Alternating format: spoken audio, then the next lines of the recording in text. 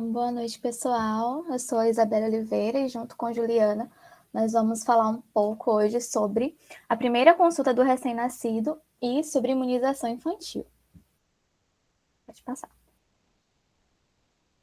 Então, os objetivos da nossa apresentação hoje são abordar a importância da visita domiciliar para a família do recém-nascido, discutir um pouco sobre quais são os principais pontos que devem ser tratados na primeira consulta do recém-nascido e, no final, nós vamos falar um pouco sobre o nosso calendário nacional de imunizações infantil. Então, para abrir nessa nossa apresentação, eu trouxe um depoimento de Elaine, de 35 anos. Esse depoimento está presente no caderno de atenção básica, que fala o seguinte: eu estava um pouco perdida. É o meu primeiro filho, não conhecia o posto e fiz o pré-natal com o médico do convênio.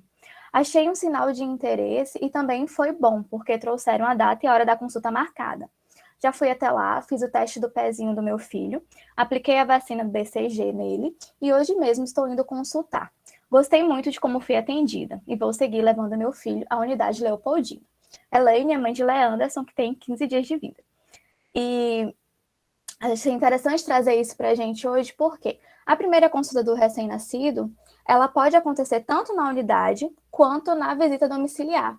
E essa primeira visita domiciliar, ela é muito importante, justamente porque nós vamos ter 3 pilares básicos, né, que é um momento de orientação, um momento de acolhimento e um momento de avaliação dos riscos e das vulnerabilidades desse recém-nascido. Então, no depoimento, a gente consegue perceber que ela fala que, por conta dessa primeira consulta, ela já fez o primeiro teste de triagem, que é o teste do pezinho, ela já foi, né, se preocupar com relação à imunização, da primeira vacinação no filho dela, que foi a do BCG, e a partir daí ela começou, né, a estabelecer um vínculo com a unidade dela, que até então ela não tinha feito, porque o pré-natal tinha sido pelo convênio. Então, é muito importante ressaltar, né, essa aproximação da equipe de saúde no contexto da vida da família, principalmente essa família que está passando por essa nova fase, toda essa mudança que vai acontecer na dinâmica familiar por conta da chegada desse novo membro, desse bebê. E essa visita domiciliar, ela se torna um momento muito importante, justamente para a troca de informações que estão vinculadas à particularidade de cada indivíduo. Então, é nesse momento que vai acontecer a orientação, nesse momento que vai acontecer o acolhimento, é nesse momento também que nós vamos avaliar os riscos e as vulnerabilidades dessa criança. Essa primeira visita domiciliar, ela é recomendada, né, que aconteça na primeira semana após o parto, essas famílias, né, das gestantes, das crianças, e a periodicidade dessas consultas, dessa visita, ela deve ser pactuada depois com a família a partir das necessidades. Então, uma vez que foi feita essa primeira visita domiciliar, na primeira semana após o parto, o profissional de saúde ele vai avaliar as necessidades dessa família, o contexto familiar, e a partir daí vai pactuar quais serão as próximas visitas, qual vai ser a frequência e quais são as condutas que devem ser tomadas a partir daí. Deixa eu passar. Então, quais são os objetivos, né, dessa visita domiciliar? O primeiro deles é facilitar o acesso à saúde, ao serviço de saúde. Vocês estão conseguindo me ouvir bem? Porque aqui no chat está todo mundo conseguindo? Sim, estou ouvindo normal, Isabelle. Sim. Pronto. Então, continuando, né? Os objetivos dessa visita domiciliar é, primeiro, facilitar o acesso ao serviço de saúde e até mesmo fazer conhecido quais são os serviços que são oferecidos na unidade de saúde em relação à puericultura, em relação ao atendimento a essa puérpera, criança, enfim. Depois disso, é importante também possibilitar e fortalecer o vínculo da família com a equipe de saúde, e, a partir daí, né, a partir desse vínculo, abordar também todo o contexto social dessa família. Então, é importante estimular o desenvolvimento da parentalidade, por exemplo. Então, ver como é que os pais desse recém-nascido, eles estão lidando com essa nova tarefa, né, de se enxergarem enquanto pais.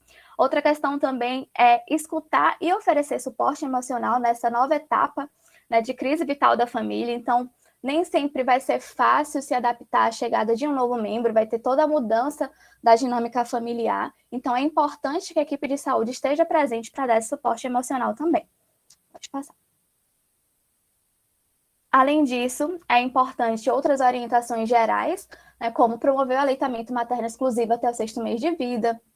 É importante prevenir lesões não intencionais, identificar sinais de perigo à saúde da criança. Então, por exemplo, se estiver sendo feito o leito compartilhado, né, ter atenção, por exemplo, a não deixar a criança sozinha na cama, ou quando os pais, né, forem no coleito mesmo, forem dormir, estarem atentos para não irem dormir embriagados, por exemplo, para evitar, né, que acabe machucando a criança, enfim. Identificar quais são os sinais de perigo que tem naquela dinâmica familiar, na casa, que podem prejudicar essa criança. Além disso, é importante também observar as relações familiares e identificar se há sinais de depressão puerperal. E esse ponto eu acho um dos pontos mais importantes, porque nem sempre isso é abordado. E os sinais acabam passando despercebidos, né, em relação a essa nova fase de vida que a mulher está passando, porque geralmente muitas expectativas, espera-se que ela seja a mulher mais feliz do mundo por conta da chegada do seu filho, mas nem sempre ela está encarando isso dessa forma, e é necessário que a equipe de saúde esteja atenta a esses sinais e, no geral, orientar a família sobre os cuidados com essa criança.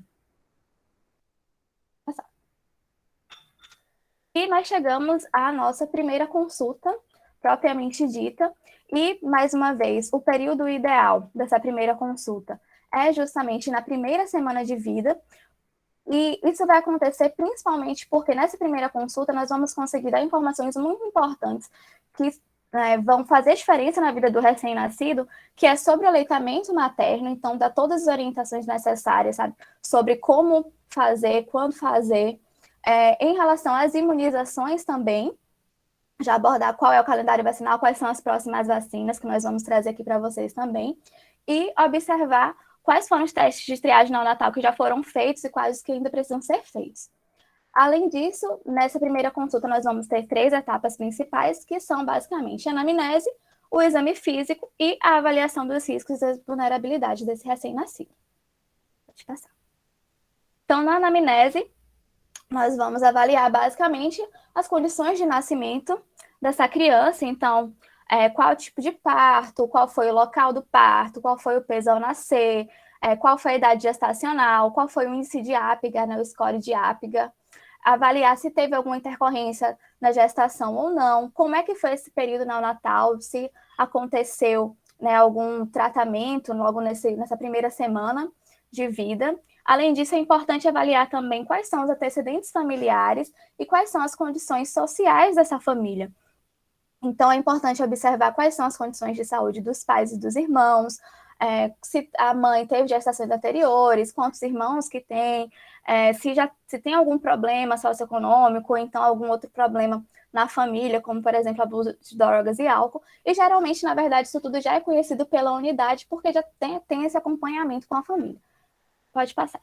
E aí nós temos o score de Apgar, que é muito importante ser avaliado também na primeira semana. E aí esse score, né, que é também como é popularmente conhecido como a nota, né, que o bebê recebe na maternidade, e ela é feita no primeiro, no quinto e no 10º minuto. E ele vai avaliar aí, né, a frequência cardíaca, a frequência respiratória, o tônus muscular, a irritabilidade reflexa e a cor dessa criança. E aí, o que acontece? É importante saber disso porque vai nos ajudar a observar quais são os sinais de vulnerabilidade dessa criança, principalmente neurológico. Então, por exemplo, no 5º minuto, se o score, né, se a nota desse bebê for de 7 a 10, é considerado normal, tá tudo bem, o bebê é termo saudável, ótimo. Se o Apgar for aí de 4, 5 ou 6, ele já vai ser ter considerado aí uma nota intermediária, e aí pode estar relacionado, por exemplo, com prematuridade, com os medicamentos que foram utilizados pela mãe, pode estar relacionado com alguma malformação congênita, porém, não significa um risco maior para a disfunção neurológica. Então, é um sinal de alerta que tem que ser observado por que ele recebeu essa nota. E já que quando acontecem os índices menores, de 0 a 3 no 5º minuto, ele vai estar mais relacionado com risco de mortalidade e pode estar relacionado também com um leve aumento de risco para paralisia cerebral. Pode ir. E aí nós passamos para o nosso exame físico, e aí no exame físico, né, nós temos que avaliar todos os segmentos detalhadamente, nós não vamos falar detalhadamente de cada etapa do exame físico, porque são muitas etapas, mas é importante observar, né, primeiro o peso, o comprimento e o perímetro cefálico, e principalmente anotar isso na caderneta de saúde, é nessa primeira consulta também, que o recém-nascido ele vai receber essa caderneta da criança, então é importante anotar isso e marcar também nas curvas de crescimento para que possa ser acompanhado. Além disso, nós vamos avaliar também o desenvolvimento social e psicoafetivo, ou seja, a gente precisa avaliar o relacionamento da mãe ou do cuidador dos familiares com o bebê, como é que eles estão respondendo às manifestações, como é que eles estão interagindo com esse bebê já nessa primeira semana. Além disso, observar também, né, os outros segmentos, então a face, o crânio, se tem alguma formação, se tem alguma deformidade, se tem alguma aparência sindrômica, tórax, abdômen, ânus, reto, coluna vertebral, genitália, enfim, um exame bem completo tem que ser realizado nesse recém-nascido. Pode passar. Também é importante observar o estado geral dele. Então, nesse estado geral, o que a gente vai observar, né? Nós vamos avaliar a postura desse recém-nascido, se ele está com a postura normal do recém-nascido, que é quando está com as extremidades fletidas, as mãos fechadas, o rosto geralmente está dirigido para um dos lados. Nós vamos observar o padrão respiratório, ver se tem a presença de alguma normalidade, se tem a presença do batimento das asas do nariz, avaliar como é o estado de vigília desse recém-nascido. Enfim, identificar outros sinais, como sinais de desidratação, hipoglicemia, temperatura, o estado realmente geral desse bebê. Além disso, também vamos observar um pouco sobre a boca, os olhos, a orelha, e aí, em relação à boca, é importante a gente avaliar se tem malformações, se ele está com dificuldade na pega, né, na hora da amamentação. Em relação aos olhos, nós precisamos avaliar justamente o reflexo fotomotor e realizar o teste do reflexo vermelho também, que seria o teste do olhinho. Em relação às orelhas, avaliar também se tem alguma deformidade ou não e orientar a família para a realização, né, da triagem auditiva neonatal. E, por fim, para a gente finalizar um pouco essa questão do exame físico, a avaliação neurológica. E essa avaliação neurológica, nós temos que observar principalmente os reflexos arcaicos. Então, o que são esses reflexos arcaicos, né?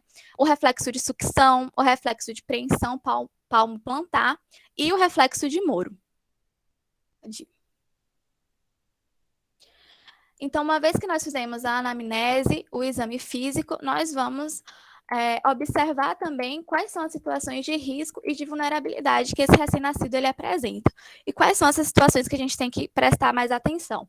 Se esse bebê ele apresentou um baixo peso ao nascer, e o que é isso? Ele nasceu com menos que 2.500 gramas, né, 2,5 kg. Se esse bebê ele foi um bebê prematuro, ou seja, ele nasceu com menos de 37 semanas gestacionais. Se ele apresentou um Apgar menor que 7 no 5º minuto, então, como já foi falado na anamnese, a importância, né, dessa nota do bebê, desse score.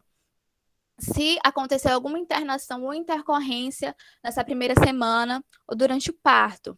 E avaliar também as condições da mãe. Então, se essa mãe ela tem menos de 18 anos de idade, se ela é uma mãe com baixa escolaridade, ou seja, que teve menos de 8 anos de estudo, se tem alguma história familiar de morte de criança também com menos de 5 anos nessa família.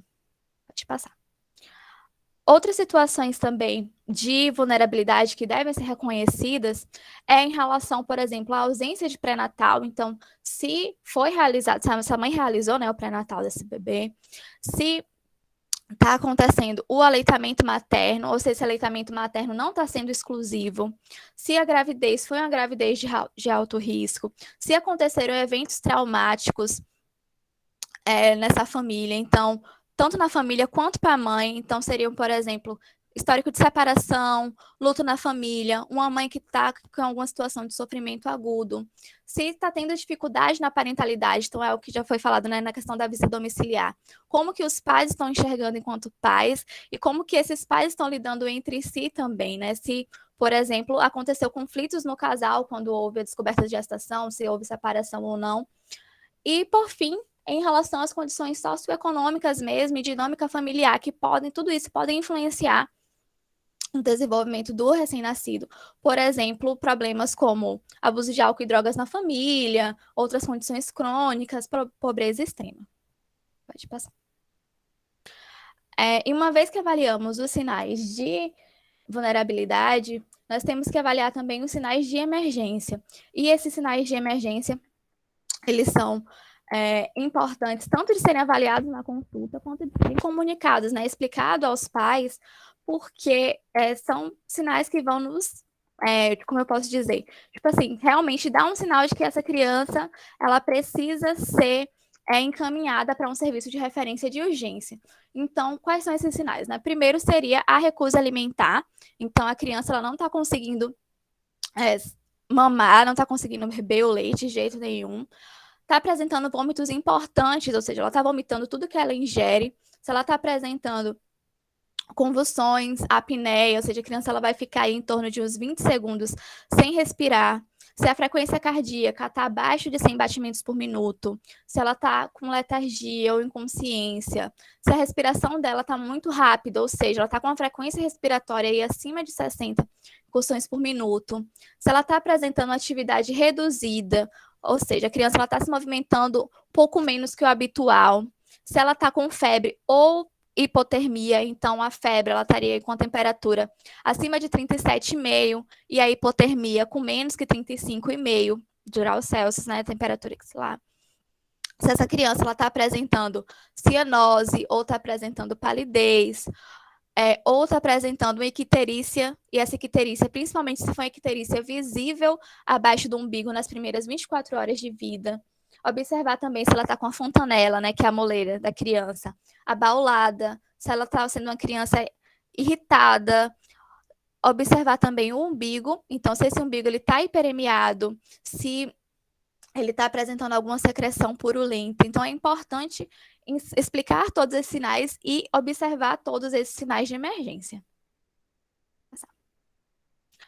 E, por fim, nós temos que observar também algumas orientações gerais. Então, nós já fizemos a anamnese, o exame físico, as avaliações, e agora nós vamos para a parte das orientações, que também estão de fundamental importância para a condução do recém-nascido na nossa primeira consulta. Então, o que acontece? Primeira coisa e regra, e hoje em dia nós estamos falando muito mais disso do que antigamente, que é a lavagem de mãos e a higiene das mãos, na verdade. Então, é importante que todas as pessoas que vão ter contato com o bebê, eles sejam orientados, né, a lavar as mãos para evitar a propagação de micro-organismos e outras doenças também. E Covid. Além disso, nós temos também que orientar sobre o aleitamento materno. Então, esse aleitamento materno, né, deve ser promovido aí exclusivamente até os 6 meses de vida, e nós temos que reforçar isso não só pelas questões fisiológicas mesmo, pelo benefício fisiológico, como também pela importância de fortalecer o vínculo do bebê entre os pais, né, principalmente entre a mãe. Lembrando, claro, que nós temos que avaliar se esse aleitamento materno é indicado, então se tem risco de transmissão vertical, né, ou alguma outra restrição. Além disso, nós temos também que evitar o tabagismo, então não só a mãe, mas orientar que a família não permita que as pessoas fumem dentro de casa, ou que aquelas pessoas que acabaram de fumar, elas tenham contato com o bebê, peguem o bebê no colo. Orientar sobre como evitar assaduras, orientar principalmente também evitar o uso de chupetas, porque, né, que são os bicos, porque já foi comprovado que esse hábito ele pode interferir tanto negativamente na duração do aleitamento materno, quanto para a saúde bucal da criança em si. Orientar também sobre a posição para o sono, e isso é muito importante, porque nós devemos orientar que a criança ela durma na posição supina, ou seja, né, de barriga para cima, e isso está relacionado também, principalmente, em relação à proteção contra a morte súbita do lactente. Além disso, também nós temos que observar outros pontos, como, por exemplo, já foi falado no início, se vai acontecer o coleito, né, que quando esse bebê é colocado para dormir na cama dos pais, algumas orientações para que evitem acidentes. Temos também que orientar sobre os cuidados com o banho e cuidados com o coto umbilical. Então, esse coto, ele geralmente vai cair, né, nas 2 primeiras semanas, então é importante ele ser mantido limpo e seco. Em relação ao banho, orientar a temperatura adequada do banho, não deixar que a criança fique sozinha na banheira. E, por fim, promover a interação e o vínculo desse bebê com a família. Pode passar. Então, trazendo aqui mais uma vez sobre os cuidados gerais, é importante orientar também sobre a prevenção de acidentes. Então, é importante orientar a utilizar cobertas leves, a usar um travesseiro firme. Se tiver muito frio, orientar a agasalhar a criança e não colocar muitas cobertas no berço, por exemplo. Não deixar a criança sozinha na banheira, como já foi falado. Não aquecer o leite materno no micro-ondas. Ter cuidado também em relação ao transporte. Então, se a criança quer ser transportada no carro, usar a cadeirinha adequadamente. E não deixar essa criança perto de animais sozinhos, porque os animais são imprevisíveis, a gente não sabe, né? Pode acontecer, porque acontecem muitos traumas infantis dessa forma. Ainda sobre esses cuidados, observar em relação à realização do teste do pezinho. Nós já falamos sobre isso, né, na última reunião. Então, esse teste ele deve ser realizado entre o 3º e o 7º dia de vida. Então, procurar saber se ele já foi realizado ou não. E se não foi, buscar realizar, porque ele pode ser feito até o 30º dia de vida desse bebê. Não é o ideal, mas pode ser realizado. E orientar sobre o calendário de imunizações e agendar também já as próximas consultas, sendo que o retorno dessa criança deve ser no 30º dia de vida. Entendo agora sobre a questão das imunizações, que essa primeira consulta ela já é importante para uma educação em saúde, tanto dos pais, né, para essa criança, porque as imunizações elas têm um papel importantíssimo na prevenção e promoção de saúde para essa criança a longo prazo. Elas impactam diretamente na incidência e prevalência de doenças na infância e fazem parte do que chamamos de plano de assistência integral à vida. As imunizações, as vacinas que são preconizadas pelo SUS, que estão na caderneta dessa criança, são disponíveis na unidade básica de saúde. Se elas não estiverem disponíveis, vai haver uma referência para que essa criança seja vacinada. E é importante salientar para os pais que o primeiro ano de vida, em relação às imunizações, é o mais importante. É quando a criança vai receber mesmo a maior carga dela de vacinas. Pode passar. Então, a caderneta da criança, ela vai trazer esse quadro de vacinas que são preconizadas. Então, logo quando a criança nasce, ela já deve receber ali a BCG, que é uma dose única, que é aquela que deixa a marquinha no braço, que vai proteger essa criança contra as formas mais graves da tuberculose. Além disso, ela já recebe também a primeira dose da hepatite B, que, como o próprio nome já diz, faz a proteção contra a doença. No primeiro mês, ela vai receber essa segunda dose, que seria um reforço da hepatite B também. Já no segundo mês, ela vai receber uma série de vacinas que são extremamente importantes. Hoje, nós conhecemos elas como, a primeira delas como penta, que seria a apresentação da tetravalente com a da influenza. Então, ela vai proteger a criança contra difteria, tétano, coqueluche e meningite, e também pelas doenças que são causadas pela hemófilos influenza B. Além disso, existe essa primeira dose da VIP ou VOP. A VOP é aquela que a gente dá a gotinha, né? Então, é aquela que apresenta uma proteção contra a poliomielite. E existe a VIP também, que também faz a mesma proteção, só que a diferença de uma para outra é que, no caso da VIP, o vírus ele vai vir inativo. E isso a gente vai ver lá na frente que existe uma importância dessa diferença. Além disso, a pneumocócica, que faz a proteção contra doenças causadas pelo pneumococo, e também a rotavírus, que vai proteger a criança da diarreia, que produz uma grande desidratação, que é causada pelo rotavírus. Já no terceiro mês, ela recebe a primeira dose da meningocócica, que faz uma proteção contra um sorotipo específico da Neisseria meningitidis, que é o sorotipo C. Pode passar. Do 4º ao 6º mês e do 7º ao 5º mês, 55º mês, ela vai receber algumas que são de reforço, algumas que são de dose única e também segunda dose de algumas. No caso da penta, da VIP, da pneumocócica e da rotavírus, ela tomou no 2º mês e vai reforçar uma segunda dose no 4º mês. No 5º mês, ela também toma uma segunda dose da meningocócica e no 6º mês, ela vai tomar uma terceira dose da penta ou da VIP ou da VOP, que depende de cada unidade básica de saúde, e que é a terceira dose. E, além disso, ela vai tomar a vacina da gripe. O calendário de criança, ele preconiza que seja feita de 1 a 2 doses anuais nessa criança, mas que uma dose só já seria suficiente nesse primeiro ano. Já no 9º mês, ela vai tomar a febre amarela, que é uma vacina de dose única com reforço de 10 em 10 anos.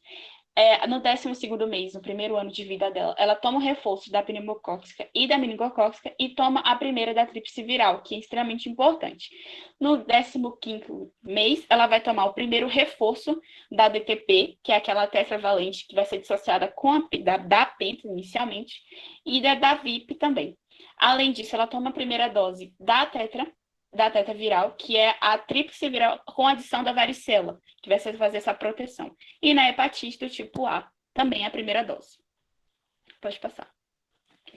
Além disso, é importante que no 4 anos, ela vai tomar alguns reforços. Então, ela toma aí a DTP, o segundo reforço, e na VUP também o segundo reforço.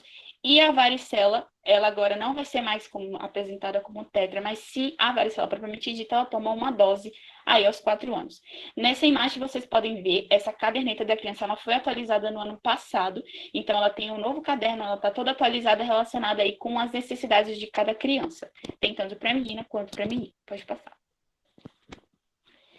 É importante salientar ainda nessa primeira consulta, e não somente nela, mas em todas as consultas que a criança tiver, que haja essa educação em saúde. Por quê? Há figurativamente uma queda nos números de crianças vacinadas no Brasil. Isso se dá tanto aos mitos e ditos populares que ainda existem, como também pelo movimento de vacina que vem crescendo, ainda mais durante a pandemia, a gente viu ainda mais essa discussão sendo exacerbada. E essas vacinas, elas são importantes porque elas vão prevenir o reaparecimento de doenças em surtos. Há um tempo atrás, nós tivemos alguns surtos de rubéola, de sarampo, que são doenças que podem ser combatidas através da vacinação. Então, o combate a esses mitos e o combate à desinformação, eles vão ser importantes para que o calendário vacinal dessa criança ela se mantenha atualizado, não somente pelos exames de rotina e pelo calendário propriamente dito, mas também pelas campanhas do Ministério da Saúde. Pode passar. Eu trouxe aí alguns dos principais mitos que eu encontrei em várias páginas pela internet de pessoas fazendo essas perguntas. Então, as principais que eu trouxe são as que são mais combatidas e que vão ajudar, né, que essa criança tenha a imunização devida. Pode passar por favor? Então, a primeira, as vacinas causam autismo. Não, isso é mito, já foi desmistificado isso. As crianças saudáveis, elas não precisam se vacinar. Também é mito, pode passar. Isso porque, na verdade, a fato da criança ser saudável, isso não implica que ela não vá se expor a uma doença no futuro. Então, se ela estiver protegida inicialmente, isso vai impedir com que ela tenha a apresentação mais complicada de qualquer doença. Não se pode tomar mais de uma vacina de uma vez. Isso também é mito. Em alguns casos em que há necessidade de tomar mais de 2 vacinas no mesmo dia, a única coisa que se recomenda é que seja feito em braços diferentes, onde for a aplicação seja feita diferente. E se a criança tomou a primeira dose, já imuniza a criança, também pode passar.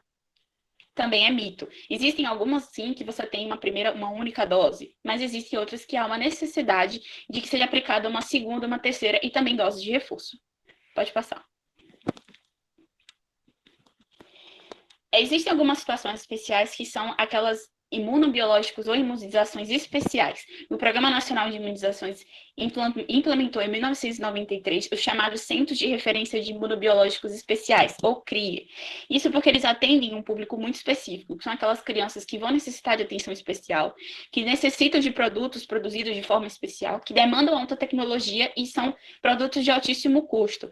Essas crianças, elas só chegam nesse centro através de indicação médica e um relatório clínico sobre o caso, que é feito desde o pré-natal, desde a avaliação da mãe também, da gestação e a gestação, e também na primeira consulta também já começa-se a produzir e ver se há necessidade. Pode passar.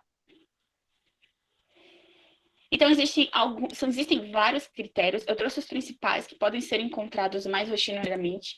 Crianças que, por algum acaso, há suspeita de câncer, você vai precisar fazer o tratamento com quimioterapia, há indicação de um imunobiológico especial em crianças com a partir de 12 meses de idade. Eles são encaminhados para fazer isso. Pode passar. A vacina contra a varicela, ela já é indicada aí logo a partir desse 1 ano de vida da criança. Se a criança tem diagnóstico de asma, a partir dos 2 meses de idade também, ela tem algumas indicações.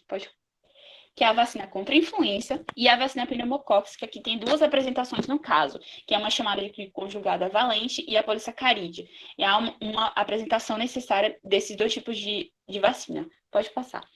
Além disso, no caso, existem algumas asplenias anatômicas ou funcionais, são casos muito específicos, mas a partir do nascimento, essa criança já tem indicação para fazer vacina contra influenza, vacina contra varicela e a vacina pneumocócica nessas duas apresentações e também da meningocócica.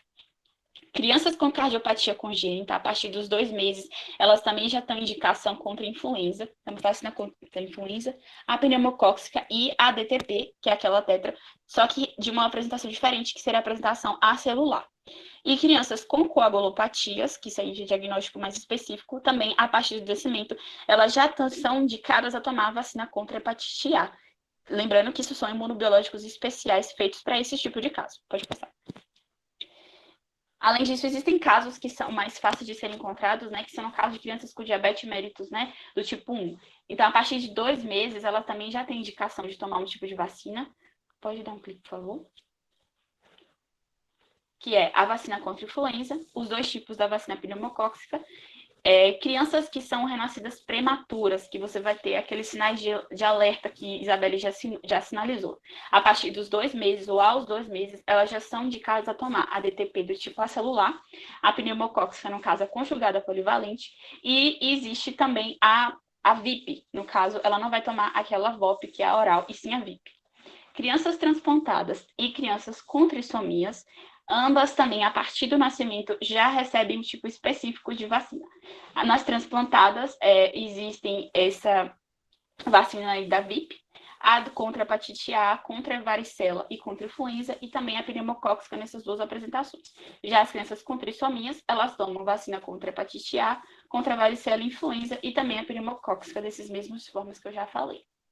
Pode passar.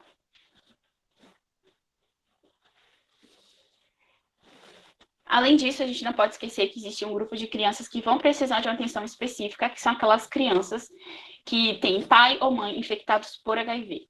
Essas crianças, geralmente, elas moram em áreas endêmicas, então, por isso, é importantíssimo que, antes de sair da maternidade, elas já saiam vacinadas para a tuberculose, que é no caso a BCG, e também para a hepatite B. Essa vacinação, ela é feita em crianças assintomáticas expostas ao HIV por via vertical, ou seja, durante o parto ou durante a gravidez. E existem algumas condições que devem ser observadas nesse tipo de crianças. Então, se os pais eles são HIV positivos, a vacina inativada da poliomielite é a VIP, que deve ser aplicada. Isso porque há uma explicação de que, pelo fato da VOP ela ter o vírus ainda, ele não se na forma inativada, poderia-se ser que haja uma exposição dos pais a esse vírus e isso poderia vir a trazer complicações ali no âmbito familiar. Então, por isso, prefere-se que haja a aplicação seja feita através da VIP e não da VOP. E as crianças com suspeita ou diagnóstico clínico dessa infecção por HIV ou AIDS, ela tem um calendário específico. Pode passar. Nesse calendário específico, do 0 aos 3 meses, ao nascer aos 3 meses, não há grande diferença. A única grande diferença que vai ter vai ser no segundo mês, onde você vai ter a dissociação ali da penta. Você vai ter a aplicação da DTP na primeira dose e na influenza na primeira dose também no segundo mês. O que a gente vai observar aí nessa diferença desses calendários vai ser justamente a quantidade de doses e também a dissociação dessa DTP com a influenza. Pode passar. Então, do 4º ao 6º mês, também há essa diferença da quantidade de vacinas durante esse mês. No 4º mês, a gente vai ter essa segunda dose da DTP, ou da DPA, e da VIP, nesses específicos, e também vai ter para essa da influenza. Além disso, no 6º mês, ela vai tomar basicamente uma terceira dose de todas que ela já tomou no 2º e no 4º mês. Então, você vai ver essa diferença. E tomar a primeira dose para a vacina contra a gripe. Que a gente viu que no calendário anterior, a criança só tomava uma dose só da influenza. Nesse caso, ela vai tomar uma primeira dose ainda no 6º mês. Pode passar. Precisa mudar o slide, que ficou só até o 3º mês. Agora. Do 7º ao 55º mês, também há algumas diferenças, principalmente dessa segunda dose, que não existia no calendário anterior. Então, no 7º mês, existe uma segunda dose da influenza. No 12º, ela toma a 4ª dose, basicamente, a da influenza, da hepatite B, daí da pneumocócica.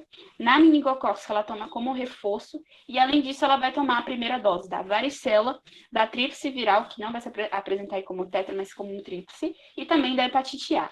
No 55º mês, ela vai tomar uma 4ª dose, e aí já é uma grande diferença que não existia no calendário anterior. Ela toma uma 4ª dose na DTP, e se ela, por acaso, ela tomou a VOP e não a VIP, dependendo da apresentação, ela vai tomar a 4ª dose da VOP. E se tomou a VIP, é uma 3ª dose da VIP. Além disso, ela vai tomar a varicela também como uma 2ª dose. Pode passar.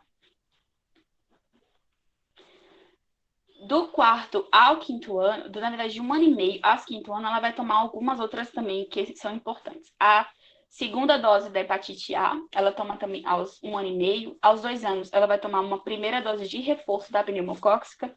No 4º ano, ela toma uma 2ª dose da tríplice viral. E no 5º ano, ela toma a 2ª dose de reforço da pneumocócica, uma 5ª dose da DTPA ou DTP, e ou 5ª dose da VOP ou uma 4ª dose da VIP, que é isso aí a gente viu que não existia no calendário das crianças saudáveis.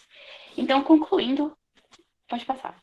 Então, concluindo essa apresentação de hoje, é importante salientar que essa primeira consulta ela vai direcionar tanto a educação em saúde como todo o acompanhamento dessa criança. E essa vacinação também ela é muito importante, ela é uma das partes mais importantes desse acompanhamento. Nas palavras aí do doutor Alfredo Elias, ele é coordenador médico da Clínica de Imunização do Einstein, ele traz que a vacinação infantil ele é fundamental nos primeiros meses de vida para proteger as crianças de várias doenças potencialmente graves e até mesmo fatais. Com a vacinação, além de proteger a criança, nós também protegemos os seus contatos de muitas doenças transmissíveis. E é importante esclarecer que as vacinas disponíveis atualmente são bastante seguras e eficazes, então a gente combate o mito.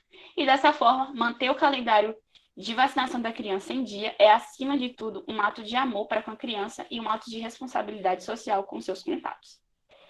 Pode passar. Essas são as nossas referências e nosso muito obrigada. Pode passar.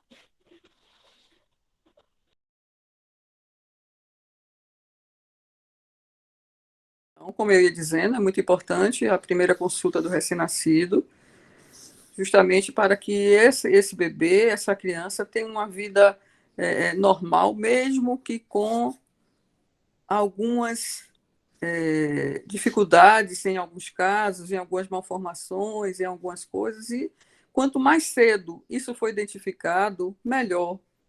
Né? Então, é muito importante que a criança seja avaliada, que ela faça o teste do pezinho, que ela seja medida, pesada.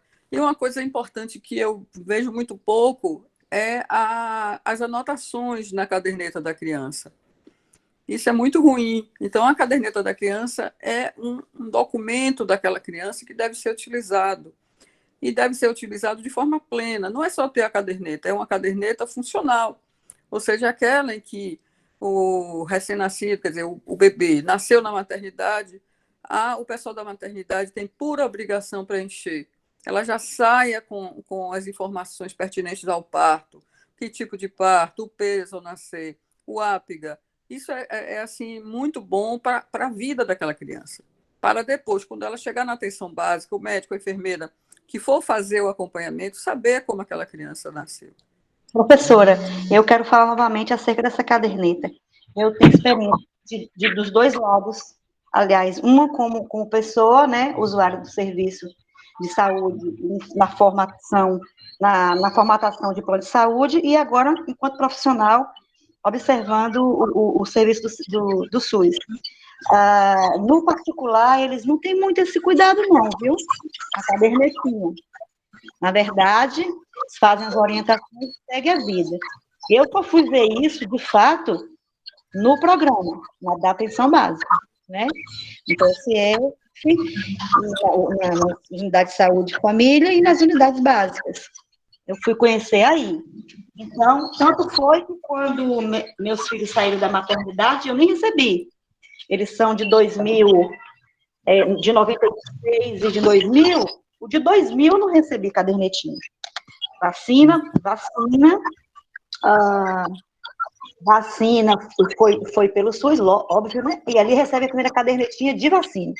Mas da criança, não recebi. Então, eu fazia o gráfico lá, anotava no prontuário, eletrônico ou de papel, na época era papel, e ficava por aí mesmo. E eu também já ouvi essa queixa de outras pessoas do particular, no convênio ou no particular. Então, a gente vê isso, de fato, como agora eu estou distante, né, não uso serviço para obstetrícia mais, então, eu não sei dizer das novas que estão agora usando o particular, mas vejo isso no SUS. No meu caso, na parte da gestante, na primeira filha, eu tive a cadernetinha da gestante. Do menino, eu não tive. E ele foi tudo pelo plano. Então, parabéns aí para nós SUS, né? Mesmo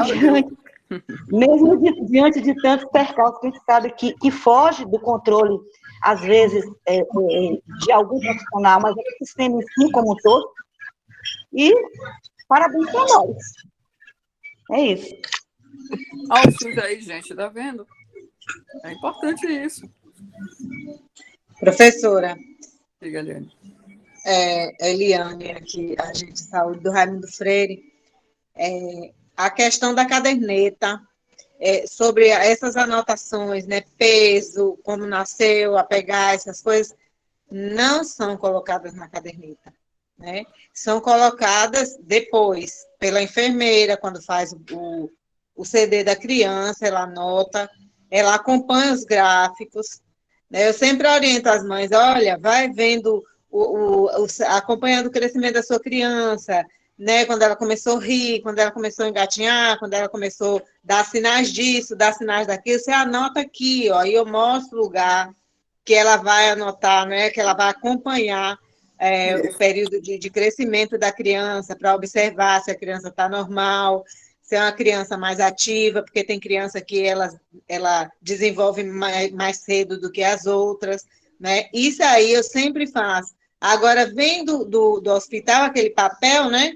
Que vem o pezinho da criança e tudo, vem tudo anotado ali, mas na caderneta não é anotado, só vem unicamente as 2 vacinas quando toma lá. Porque final de semana, né? Final de semana não aplicam a vacina no hospital. Aí elas vão para o posto. Então, a gente orienta, eu, particularmente, né? A gente comunitário, eu creio que de modo geral, orienta, quando for proceder, pedir para anotar tudo na caderneta, né? Pedir para anotar tudo na caderneta e tirar todas as dúvidas. E oriento como ela lê aquela caderneta, porque é muito importante, às vezes a mãe pega, mas não lê, deixa lá no canto, acha que é só para a vacina da criança. É muito importante orientar isso aí, né? Eu achei muito boa a explicação, que tinha coisas que eu não sabia o significado, esse apegamento, que eu não sabia para quê, mas é para que isso? Que sinais são esses aqui? Que números são esses? O que significa? E agora já sei, que beleza. Obrigada. Pois é, mas o que eu quero dizer é que a gente, quando faz no plano, a gente não recebe essa caderneta. Então, o indivíduo que tem o plano, ele não vai fazer CD no posto. O CD dele é no particular. Então, ele vai fazer a vacina. Como ele não faz o acompanhamento, o CD, a cadernetinha, na maioria das vezes, do usuário do plano de saúde, ele não tem, ele não manipula e não progride a cadernetinha, né? Denise, não é só a caderneta da criança, não. Do pré-natal também. Isso, é o que eu falei com a senhora. De 95 eu não recebi. E de 2000, que foi o meu último filho, de 2000 também eu não recebi. Exato. Estou mentindo. Da menina eu recebi, que foi em Teixeira de Freitas, onde eu parei ela, onde eu fiz pré-natal. Recebi, foi pelo plano. O do menino aqui eu não recebi, no particular. Pois é. Eu acho que as boas práticas precisam ser exercidas tanto no particular como no SUS. Isso não é privilégio do SUS, não é privilégio do consultório particular, do médico do convênio. Isso aí é um direito de todos, é o direito da criança, é o direito da mulher enquanto faz pré-natal, não é? Então, lutar por isso, lutar por esses direitos.